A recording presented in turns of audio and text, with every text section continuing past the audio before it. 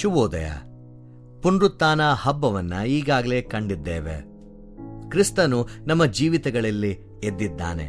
ಈ ಪುನರುತ್ಥಾನ ಹಬ್ಬ ಅಥವಾ ಪುನರುತ್ಥಾನ ಅನ್ನುವಂಥದ್ದು ಬೇರೆ ಬೇರೆ ರೀತಿಯಾದಂಥ ಅರ್ಥವನ್ನ ಹೊಂದಿರುತ್ತದೆ. ಇದನ್ನೇ ಈ ವಾರವೆಲ್ಲ ನಾವು ಧ್ಯಾನ ಮಾಡೋಣ. ಈ ದಿನಕ್ಕಾಗಿ ಪುನರುತ್ಥಾನವು ನೀತಿವಂತರ ನ್ಯಾಯೀಕರಣಕ್ಕಾಗಿ. ಅಪೊಸ್ತಲರ ಕೃತ್ಯ 2ನೇ ಅಧ್ಯಾಯ 24ನೇ ವಚನ ಹೀಗೆ ಹೇಳ್ತದೆ: ಆತನನ್ನು ದೇವರು ಮರಣವೇದನೆಗಳಿಂದ ಬಿಡಿಸಿ ಎಬ್ಬಿಸಿದನು, ಯಾಕೆಂದರೆ ಮರಣವು ಆತನನ್ನು ಹಿಡಿದುಕೊಂಡಿರುವುದು ಅಸಾಧ್ಯವಾಗಿತ್ತು. ಪುನರುತ್ಥಾನದ ಕಥೆಯ ಹೃದಯದಲ್ಲಿ ಒಂದು ಗಾಢವಾದಂತಹ ಉದ್ವಿಗ್ನತೆ ಇದೆ. ಸಾರ್ವಜನಿಕವಾಗಿ ತಿರಸ್ಕೃತನಾದಂತಹ, ಅವಮಾನಿಸಲ್ಪಟ್ಟಂತಹ, ಕೊಲ್ಲಲ್ಪಟ್ಟಂತಹ ಆ ಯೇಸು ಕ್ರಿಸ್ತನನ್ನ ದೇವರು ಎತ್ತಿ ಮಹಿಮೆಗೆ ಏರಿಸುತ್ತಾನೆ. ಈ ತಿರುವು ಅತ್ಯಂತ ಸ್ಪಷ್ಟವಾಗಿ ಈ ವಾಕ್ಯದಲ್ಲಿ ಅಡಕವಾಗಿದೆ. ದೇವರು ಯೇಸುವನ್ನು ಮರಣವೇದನೆಗಳಿಂದ ಬಿಡಿಸಿ ಎಬ್ಬಿಸಿದನು, ಯಾಕೆಂದರೆ ಮರಣವು ಆತನನ್ನು ಹಿಡಿದುಕೊಂಡಿರುವುದು ಅಸಾಧ್ಯವಾಗಿತ್ತು. ಇದು ಕೇವಲ ಒಂದು ಅದ್ಭುತವಲ್ಲ, ಬದಲಾಗಿ ಒಂದು ದೈವಿಕವಾದಂತಹ ಘೋಷಣೆಯಾಗಿದೆ. ಇದು ಮಾನವ ಅನ್ಯಾಯಕ್ಕೆ ದೇವರ ಉತ್ತರವಾಗಿದೆ. ಶಿಲುಬೆಗೆ ಏರಿಸುವಂತಹ ಕ್ರಿಯೆ ಧಾರ್ಮಿಕ ತಿರಸ್ಕಾರ ಮತ್ತು ರಾಜಕೀಯ ಹಿಂಸಾಚಾರದ ಸಂಗಮವನ್ನು ಪ್ರತಿನಿಧಿಸುತ್ತದೆ. ಯೇಸು ಮಾನವ ವ್ಯವಸ್ಥೆಗಳ ಮೂಲಕ ತೀರ್ಪುಗೊಳ್ಳುತ್ತಾನೆ. ಧಾರ್ಮಿಕ ನಾಯಕರು ಅವನನ್ನು ದೂಷಣಕಾರನೆಂದು ನಿರ್ಣಯಿಸುತ್ತಾರೆ. ರಾಜಕೀಯ ಅಧಿಕಾರ ಅವನನ್ನು ಅಪಾಯಕಾರಿ ಎಂದು ಪರಿಗಣಿಸುತ್ತದೆ. ಜನಸಮೂಹ ಅವನ ವಿರುದ್ಧ ತಿರುಗುತ್ತದೆ. ಕಾಣುವ ಪ್ರತಿಯೊಂದು ಅರ್ಥದಲ್ಲೂ ಅವನು ಸೋತವನಂತೆ ತೋರುತ್ತಾನೆ. ಅವನ ಧ್ವನಿ ಮೌನವಾಗುತ್ತದೆ. ಅವನ ಸೇವೆ ಕುಸಿದಂತಾಗುತ್ತದೆ. ಕ್ರೂಜೆಯು ತಿರಸ್ಕಾರ, ನಾಚಿಕೆ ಮತ್ತು ತ್ಯಜನೆಯ ಚಿಹ್ನೆ ಹಾಕ್ತದೆ. ಆದರೆ ಪುನರುತ್ಥಾನವು ಈ ಸೋಲಿನ ಕಥೆಯನ್ನ ವ್ಯತ್ಯಯಗೊಳಿಸುತ್ತದೆ.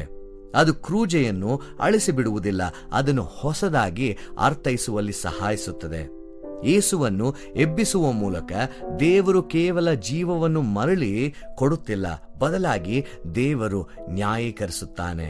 ಪುನರುತ್ಥಾನವು ಮಾನವ ಅಧಿಕಾರಿಗಳು ನೀಡಿದ ತೀರ್ಪು ಅಂತಿಮ ಅಲ್ಲ ಎಂಬುದಾಗಿ ಘೋಷಿಸುತ್ತಿದೆ. ಅಂತಿಮ ಮಾತು ದೇವರದ್ದೇ. ಇದು ದೇವರ ಸ್ವಭಾವದ ಬಗ್ಗೆ ಒಂದು ಮಹತ್ವವಾದಂತಹ ಸತ್ಯವನ್ನ ಬಹಿರಂಗಪಡಿಸುತ್ತದೆ. ದೇವರು ಅನ್ಯಾಯದ ಎದುರು ತಟಸ್ಥನಲ್ಲ.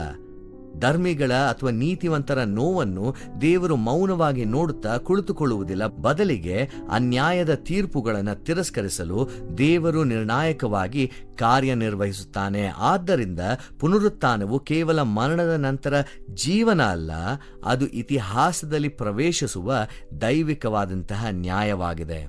ಮರಣವು ಅವನನ್ನು ಹಿಡಿದುಕೊಳ್ಳದೆ ಹೋಯಿತು ಎಂಬ ವಾಕ್ಯವು ಆಳವಾದಂತಹ ಅರ್ಥವನ್ನ ಹೊಂದಿದೆ. ಇದು ಮರಣವು ಅನ್ಯಾಯದ ಸಾಧನವಾಗಿ ಮಿತಿಗಳನ್ನು ಹೊಂದಿದೆ ಎಂಬುದನ್ನು ಸೂಚಿಸುತ್ತದೆ. ಮರಣವು ಶಕ್ತಿಯುತವೆಂದು ತೋರುವುದಾದರೂ ಅದು ಅಂತಿಮವಲ್ಲ.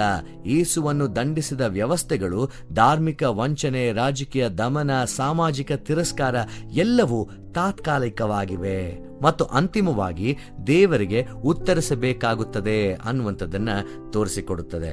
ಇದು ನಮ್ಮ ನೋವು ಮತ್ತು ಧರ್ಮವನ್ನ ನಾವು ಹೇಗೆ ಅರ್ಥ ಮಾಡಿಕೊಳ್ಳುತ್ತೇವೆ ಎಂಬುದಕ್ಕೆ ಗಾಢವಾದಂತಹ ಪರಿಣಾಮವನ್ನು ಉಂಟು ಮಾಡುವಂಥದ್ದಾಗಿರ್ತದೆ. ಅನೇಕ ಬಾರಿ ಧರ್ಮವು ತಕ್ಷಣದ ಪ್ರತಿಫಲವನ್ನ ತರುವುದಿಲ್ಲ, ಬದಲಿಗೆ ಅದು ತಪ್ಪು ಅರ್ಥೈಸುವಿಕೆಯನ್ನ, ಏಕಾಂತ ಮತ್ತು ಹಿಂಸೆಗೂ ಕಾರಣವಾಗಬಹುದು. ಯೇಸುವಿನಂತೆ ನೀತಿವಂತರು ಸಮಾಜದಿಂದ ತಪ್ಪಾಗಿ ತೀರ್ಪುಗೊಳ್ಳಬಹುದು. ಅವರ ಸತ್ಯತೆಯನ್ನ ಪ್ರಶ್ನಿಸಲಾಗಬಹುದು, ಅವರ ಧ್ವನಿಯನ್ನ ಮೌನಗೊಳಿಸಲಾಗಬಹುದು. ಇಂತಹ ಕ್ಷಣಗಳಲ್ಲಿ ಆ ಪುನರುತ್ಥಾನಕ್ಕಿಂತ ಕ್ರೂಜೆ ಹೆಚ್ಚು ಗೋಚರಿಸುತ್ತದೆ. ಆದರೆ ಈ ಅಪೊಸ್ತಲರ ಕೃತ್ಯ 2ನೇ ಅಧ್ಯಾಯ 24ನೇ ವಚನದಲ್ಲಿ ನಮ್ಮನ್ನ ತಕ್ಷಣದ ಪರಿಸ್ಥಿತಿಗಳನ್ನ ಮೀರಿ ನೋಡುವಂತೆ ಕರೆಯುತ್ತದೆ. ಈ ದಿನ ಯೇಸು ಸ್ವಾಮಿಯ ಆ ಕ್ರೂಜೆ ಅದು ಅಂತಿಮವಲ್ಲ, ದೇವರ ಮಾತು ಅಂತಿಮ. ಅಲ್ಲಿಗೆ ಈ ಪುನರುತ್ಥಾನವು ಮತ್ತೊಮ್ಮೆ ನಮ್ಮಲ್ಲಿ ಜೀವವನ್ನ ತುಂಬುವಂತ ಕಾರ್ಯ ಮಾಡುತ್ತಲಿದೆ. ಅಪೊಸ್ತಲರ ಕೃತ್ಯ 2ನೇ ಅಧ್ಯಾಯ 24ನೇ ವಚನ ಒಂದು ಬಲವಾದಂತಹ ಸತ್ಯವನ್ನ ನಮಗೆ ಘೋಷಿಸ್ತಾ ಇದೆ. ಲೋಕ ತಿರಸ್ಕರಿಸುವುದನ್ನ ದೇವರು ನ್ಯಾಯೀಕರಿಸುತ್ತಾನೆ ಮತ್ತು ಈ ನ್ಯಾಯೀಕರಣವು ಮೌನವಾಗಿರುವುದಿಲ್ಲ. ಅದು ಸಾರ್ವಜನಿಕ ಹಾಗೂ ಮರುರೂಪವನ್ನ ಕೊಡುವಂತಹ ಮತ್ತು ಅಂತಿಮವಾಗಿರುವಂತಹ ಅಂಶವಾಗಿದೆ. ದೇವರು ನಿಮ್ಮನ್ನು ಆಶೀರ್ವದಿಸಲಿ. ಈ ಕಾರ್ಯಕ್ರಮದ ಬಗ್ಗೆ ನಿಮ್ಮ ಅಭಿಪ್ರಾಯ, ಸಲಹೆಗಳು ಹಾಗೂ ಯಾವುದೇ ಪ್ರಾರ್ಥನಾ ಮನವಿಗಳಿದ್ದಲ್ಲಿ ನಮ್ಮ ದೂರವಾಣಿ ಸಂಖ್ಯೆಗೆ ನೀವು ಕರೆ ಮಾಡಬಹುದು.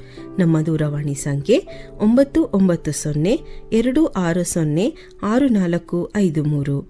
ನಿಮ್ಮ ಅಭಿಪ್ರಾಯಗಳನ್ನು ಇಮೇಲ್ ಮೂಲಕವೂ ನಮಗೆ ತಿಳಿಸಬಹುದು.